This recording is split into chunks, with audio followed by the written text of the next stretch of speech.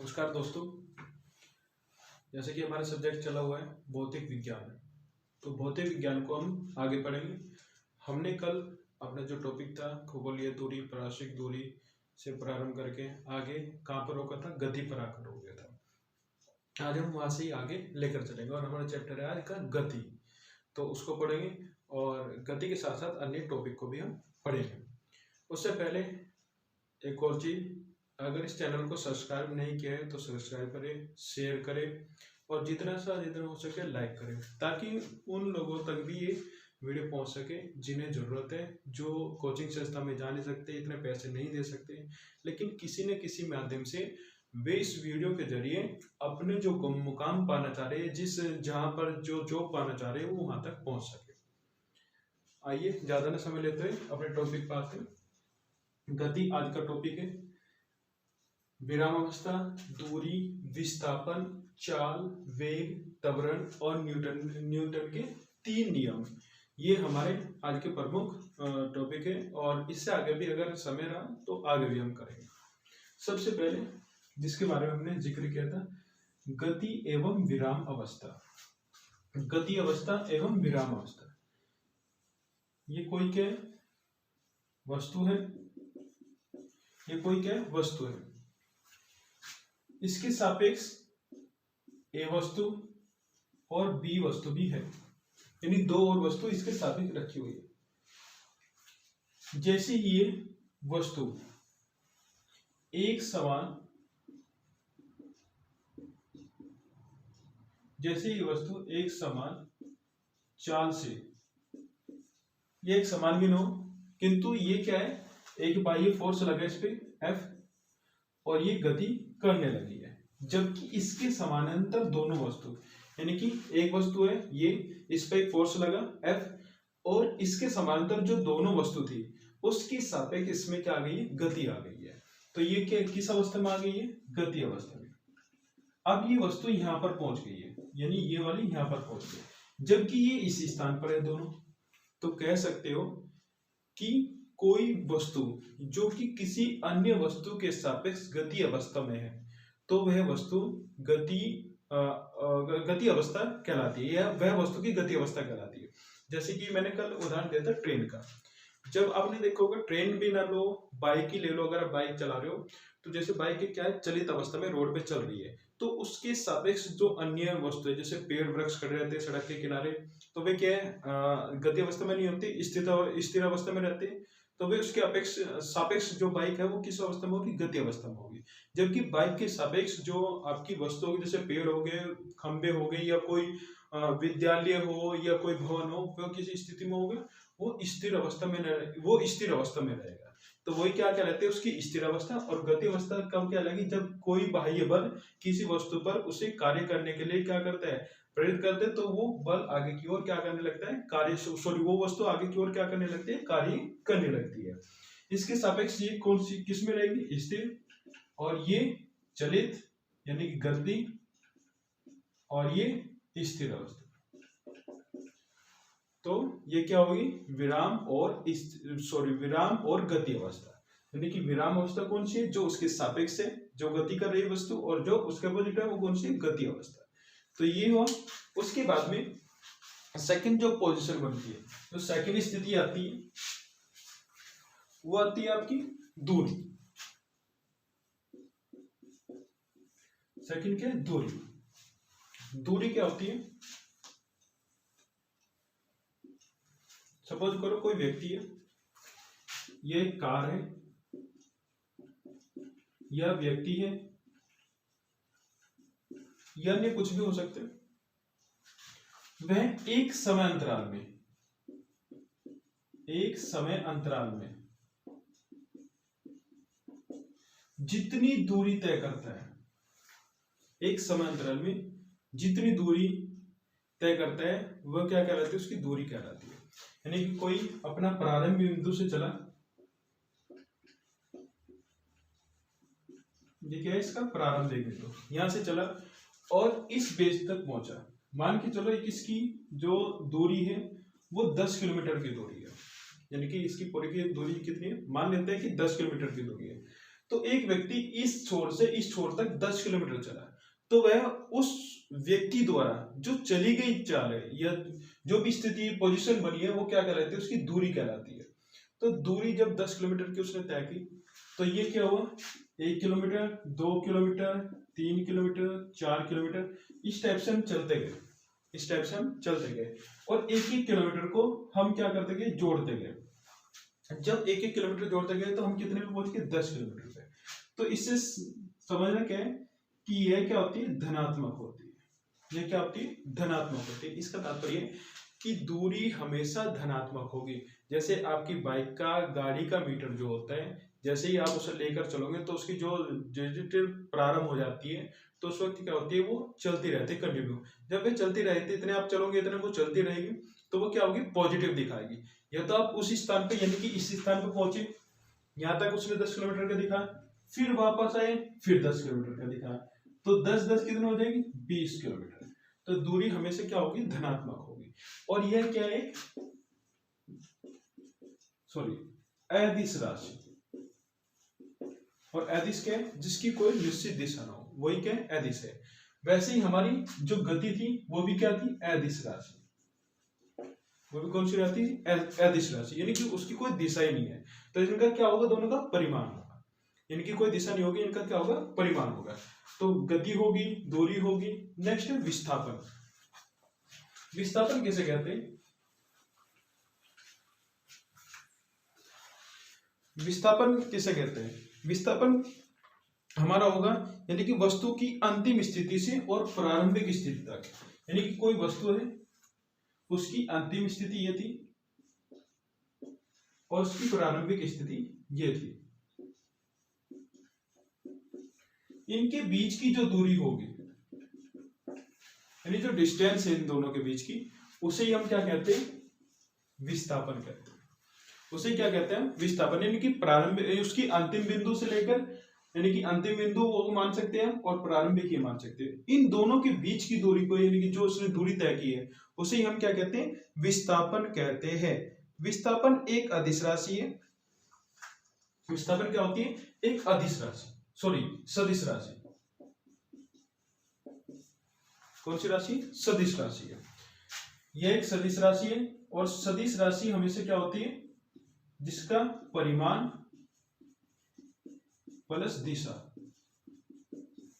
परिमाण और दिशा दोनों हो, वही क्या कहलाएगी, सदिश राशि कहलाएगी। यानी कि विस्थापन का क्या होता है, परिमाण और दिशा दोनों होती है। इस कारण से यह क्या है, सदिश राशि है। सदिश राशि होने के कारण ही हम देख सकते हैं कि इसकी एक निश्चित दिशा होगी। दिशा कौन सी होगी, एक निश्चित होगी।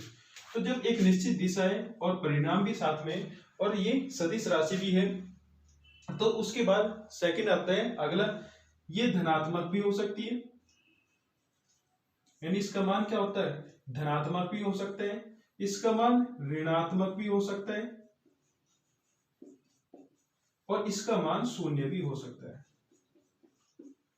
यानी धनात्मक भी हो सकता है, ऋणात्मक भी हो सकता है और शून्य भी हो सकता है। इस चीज को याद रखना। इसको हम जब वेग पढ़ेंगे, अभी जब वेग आएगा चाल से बाद में, तो वहां पर भी वेग का भी मान क्या होता है, धनात्मक भी होता है, ऋणात्मक भी होता है और शून्य भी होता है। यानी कि उसका भी मान वही होगा सेम, और इसका भी मान, विस्थापन का भी मान सेम होता है, लेकिन दोनों की स्थिति में परिवर्तन आ जाता है। पहले चाल को देखते हैं, फिर किसको पढ़ेंगे, वेग को पढ़ेंगे। चाल यानी स्पीड।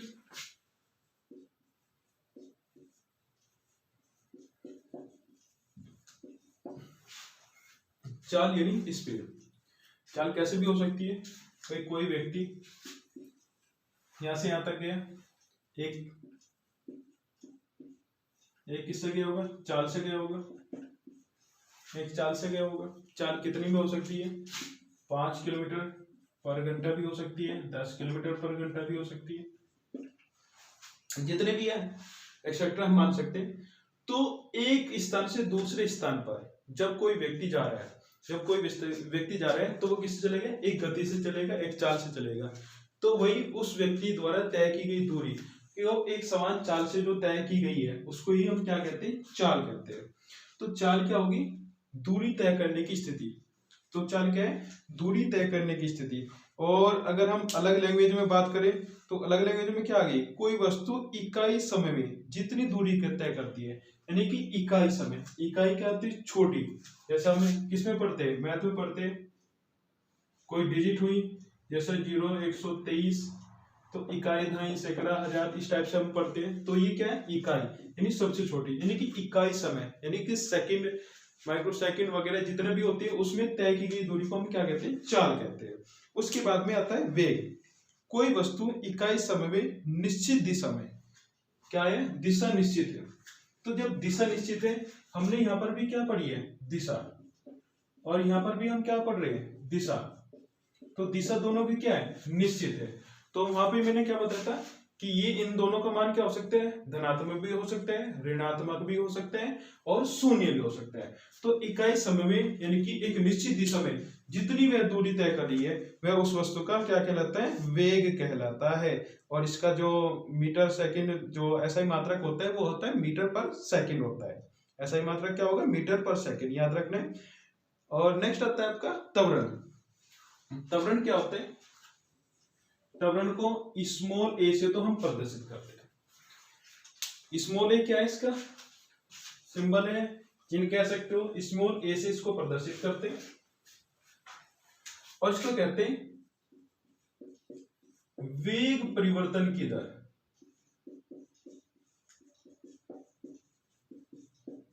वेग परिवर्तन की दर क्या कहलाती है, त्वरण कहलाती है। यानी कि जब वेग का परिवर्तन होगा तभी क्या होगा, त्वरण उत्पन्न होगा, और त्वरण का मान क्या होगा, स्मॉल ए। स्मॉल ए जहां भी आ जाएगा, यानी कि अगर एग्जाम में भी क्वेश्चन आएगा कि त्वरण की मात्रा या त्वरण को किस रूप में हम प्रदर्शित कर सकते हैं, अन्य रूप में, तो स्मॉल ए में। उसके बाद में किसके परिवर्तन की दर को त्वरण कहते हैं, तो वेग परिवर्तन की दर को हम क्या कहते हैं, त्वरण कहते हैं। त्वरण का मान अगर हम कह सकते हैं कि त्वरण का मान अगर धनात्मक है, सॉरी, अगर वेग का मान क्या है, धनात्मक है, तो त्वरण भी क्या होगा, धनात्मक होगा। अगर वेग क्या है, धनात्मक है, तो त्वरण भी क्या होगा, धनात्मक होगा। वेग अगर ऋणात्मक है, वेग अगर ऋणात्मक है तो त्वरण भी क्या होगा, ऋणात्मक होगा। और वेग अगर शून्य है तो त्वरण भी क्या हो जाएगा, शून्य हो जाएगा। क्योंकि वेग का मान हमने पढ़ा था धनात्मक भी होता है, ऋणात्मक भी होता है, और शून्य भी हो सकता है। अगर एक समान होगा तो एक समान भी हो सकता है।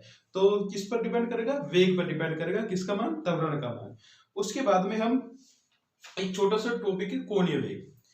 कोणीय वेग का इतना याद रखना है बस, कोणीय वेग का, कि कोणीय वेग को स्मॉल डब्ल्यू और स्मॉल डब्ल्यू के द्वारा हम, अगर वो भी नहीं याद रहे, एक होता है कोणीय वेग, एक स्मॉल डब्ल्यू के आकार की आकृति को हम ले सकते हैं, उसको बोलते हैं फिजिक्स में ओमेगा। उसको क्या बोलते हैं, ओमेगा। तो आता है कोणीय वेग को किसके द्वारा प्रदर्शित किया जाता है, तो ओमेगा के द्वारा उसको प्रदर्शित किया जाता है। इसके बाद में हमारी जो तीसरी स्थिति बनती है, ये आगे की जो स्थिति है,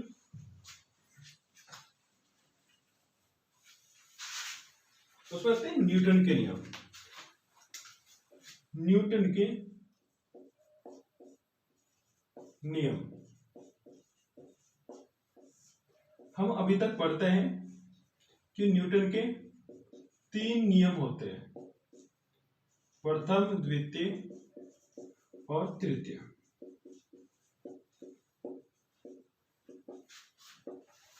तीनों रोलों को अच्छे से पढ़ेंगे। अभी जो चाल, गति वगैरह पढ़िए, सबका मैटर अपना अलग अलग है। त्वरण कभी कभी एग्जाम में भी पूछा जाता है, त्वरण को याद जरूर रखना है, वेग परिवर्तन की दर और सदिश अदिश को जरूर याद रखना है, क्योंकि इनसे क्वेश्चन बनते हैं। और मैं जब प्रारंभ किया था तभी से बता रहा हूँ कि सदिश और अदिश को जरूर याद रखना है। एक डेका, हेक्सा वगैरह यूनिटें है, उनको आप अपनी तरफ से याद रखना है, क्योंकि वो रटने वाली चीज होती है, वो रटना ही पड़ेगा, उनके मान आपको याद रखने हैं। उसके बाद में जब हम इन रूलों को पढ़ेंगे, न्यूटन के नियम, ये हमारे जीवन में काफी कारगर साबित है। और फिजिक्स के द्वारा इनको, जैसे हमारे विभिन्न प्रकार की गाड़ी का निर्माण होता है, ये हम अन्य चीजों में, जब हमारी डेली की यूजेज वाली चीज होती है, उनमें भी इनका सबसे ज्यादा यूज किया जाता है। अभी देखेंगे इनके नियम। जैसे न्यूटन, न्यूटन क्या हुए, एक वैज्ञानिक, भाई आइजैक न्यूटन।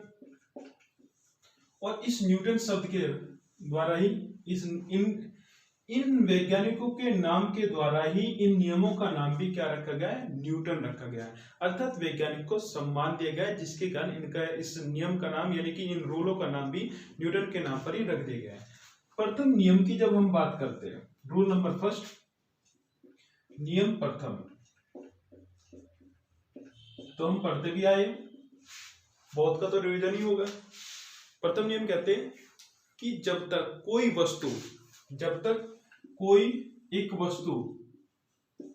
वस्तु विराम अवस्था में है तो वह विराम अवस्था में ही रहेगी, यानी कि ये विराम है तो विराम में ही रहेगी।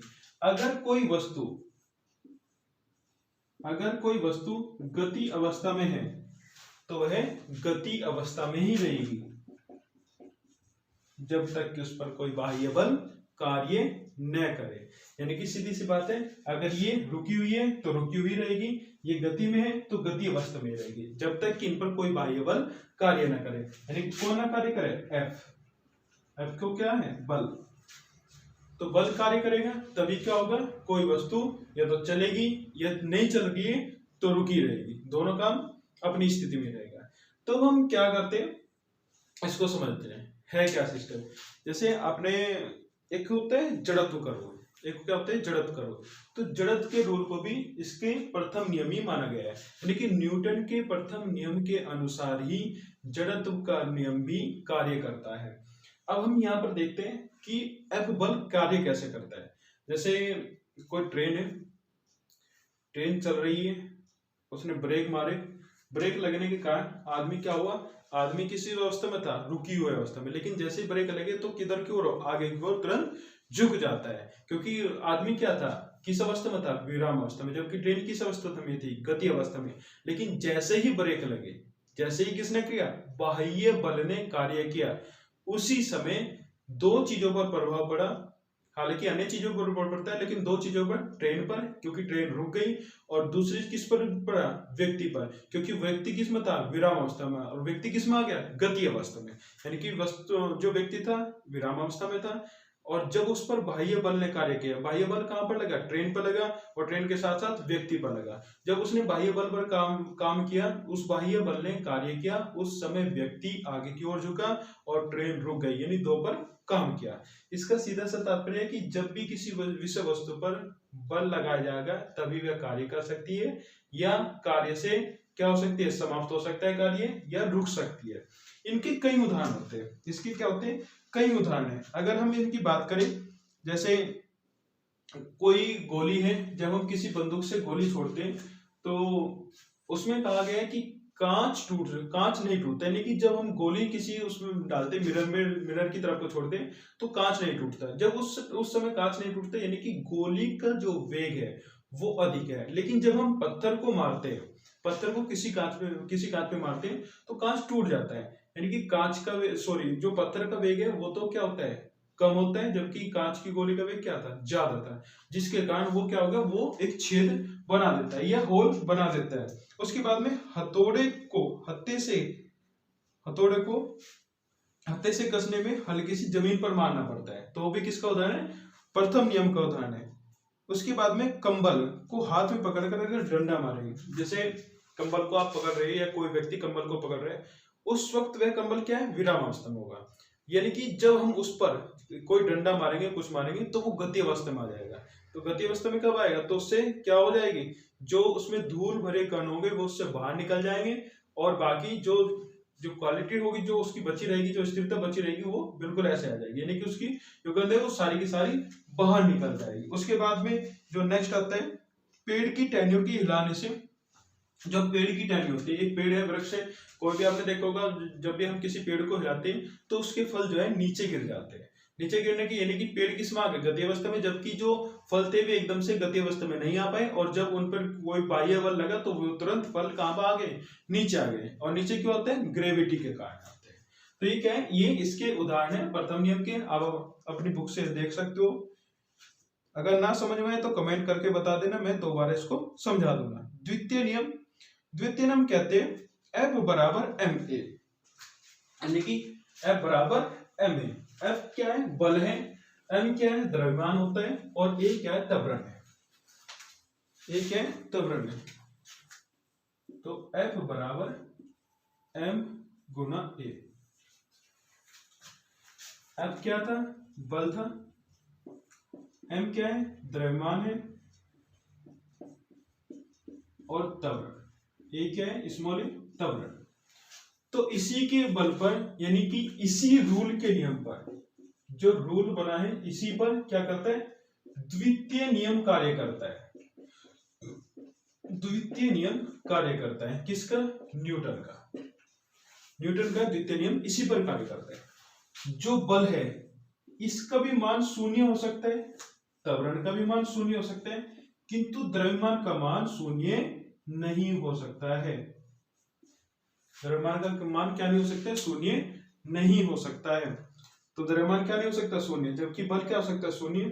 त्वरण क्या हो सकता है, शून्य, क्योंकि त्वरण किस पर निर्भर करता है, मैंने बताया था, वेग पर। और यहाँ पर भी किस पर, बल भी किस पर निर्भर करता है, एक प्रकार से वेग पर, यानी कि वेग कितनी तेजी से कोई व्यक्ति भाग रहा है तो किसके कारण भाग रहा है, बल लग रहा है। उसके बाद में द्रव्यमान, मास, मास का मान क्या होगा, शून्य नहीं होने का, एक हो सकता है, दो हो सकता है, तीन हो सकता है, ये अनंत तक जा सकते हैं, जहां तक भी जाए, लेकिन उसका मान शून्य नहीं हो सकता है। तो ये किस पर आधारित है, ये गति के, न्यूटन के द्वितीय नियम पर आधारित होता है। और इसे हम कह सकते हैं कि किसी वस्तु पर आरोपित बल उस वस्तु के द्रव्यमान तथा बल की दिशा में उत्पन्न त्वरण के गुणनफल के बराबर होता है। यानी कि जैसा हमारा रूल है, यानी कि F बराबर, यानी कि जो बल लगा है और उस वस्तु का द्रव्यमान यानी कि m, और त्वरण की दिशा में उत्पन्न, यानी कि जो दिशा, यानी कि जो बल है, बल किसकी दिशा में है, त्वरण की दिशा में। तो ये जो स्थिति उत्पन्न हुई है, ये क्या कहती है, हमारी गति का द्वितीय नियम कहलाता है। इसके कुछ उदाहरण हम देख सकते हैं, जैसे किसी चीज को आसान करना। आसान कैसे कर सकते हैं, जैसे कोई पत्थर का फर्श है और एक बराबर में किसका है, मिट्टी है, मिट्टी पड़ी है और पत्थर है। अगर कोई व्यक्ति गिर रहा है तो अगर मिट्टी में गिरेगा तो उसके कम चोट लगेगी, अगर फर्श वाले पे गिरेगा तो चोट ज्यादा लगेगी।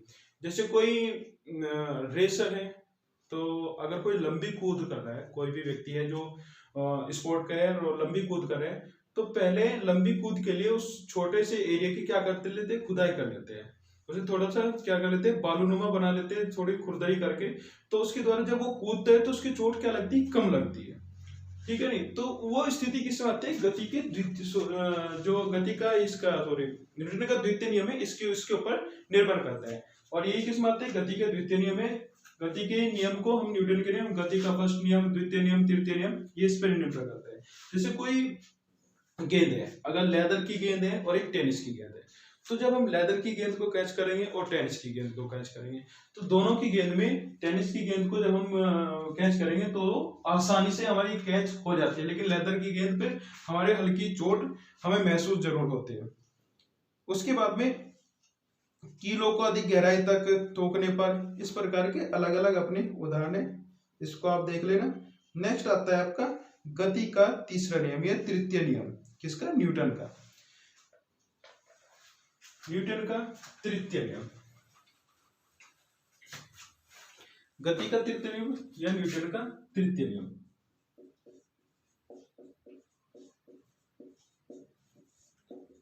तृतीय नियम में आ गए। इसको एक सिंपल भाषा में अगर हम बात करें तो कहते हैं क्रिया प्रतिक्रिया का नियम। क्रिया प्रतिक्रिया का नियम यानी कि एक्शन और रिएक्शन का नियम, एक्शन और रिएक्शन का नियम। एक्शन रिएक्शन कुछ भी हो सकता है, अगर किसी ने आपके एक मार दे तो आप दो मार दो, तो वहां पर भी क्या होगा, क्रिया प्रतिक्रिया का नियम। तो यहाँ पर क्या होगा, जो नियम है क्रिया और प्रतिक्रिया का, यानी कि कोई भी विषय वस्तु हो, जैसे रॉकेट वगैरह छोड़ते हैं, तो वहां पर भी कौन सा नियम लागू होता है, गति का तृतीय नियम लागू होता है। गति का तृतीय नियम कहां पर लागू होगा, प्रत्येक क्रिया के बराबर परंतु विपरीत दिशा में, यानी कि जो प्रत्येक क्रिया है उसके बराबर परंतु विपरीत दिशा में जो बल कार्य करते हैं उसको हम क्या कहते हैं, क्रिया प्रतिक्रिया का नियम कहते हैं। इसको हम अलग प्रकार से समझ सकते हैं। दो वस्तु की जो पारंपरिक क्रिया होती है, एक वस्तु पर जितना बल दूसरी वस्तु पर लगाते हैं उसे ही हम, और दूसरी वस्तु विपरीत दिशा में उतना ही बल लगाए तो उस वस्तु, उससे हम गति, इसका तीसरा नियम कहते हैं, गति का तीसरा नियम कहते हैं। जैसे हम बंदूक की गोली को छोड़ते हैं, इसको मैं एक प्रकार से समझा।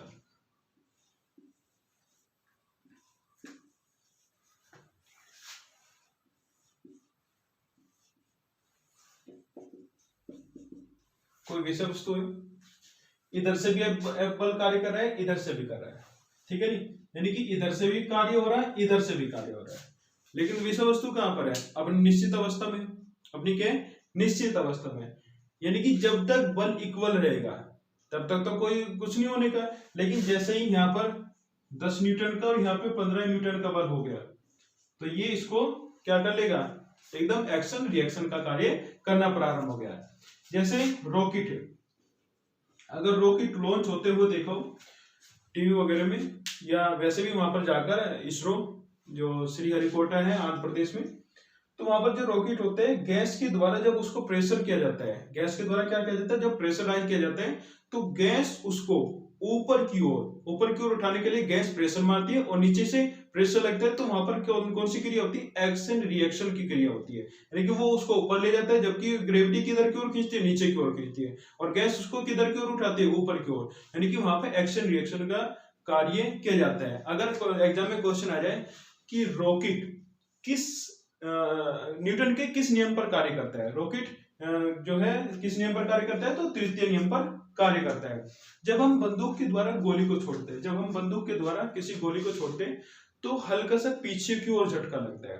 द्रव्यमान किसका ज्यादा होता है? बंदूक का, जबकि वेग किसका ज्यादा होता है? गोली का वेग ज्यादा होता है। तो इसी के कारण द्रव्यमान के कारण हल्का झटका लगता है, जबकि गोली का द्रव्यमान बंदूक के द्रव्यमान से कम होता है। इसी के कारण जो गोली है वो एक निश्चित दिशा में अपनी वेग से वहां पर पहुंच जाती है।